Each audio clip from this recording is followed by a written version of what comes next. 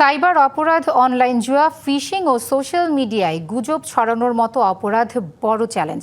এসব অপরাধ মোকাবেলায় দক্ষতার বিকল্প নেই বলে জানিয়েছেন পুলিশ মহাপরিদর্শক আলী হোসেন ফকির।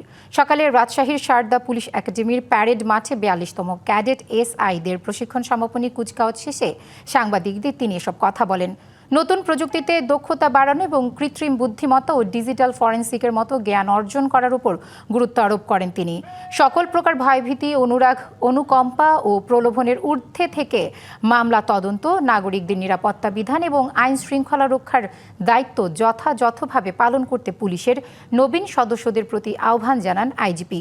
এর আগে পুলিশ মহাপরিদর্শক প্রশিক্ষণ সমাপনী কুচকাওয়াজ পরিদর্শন ও অভিবাদন গ্রহণ করেন।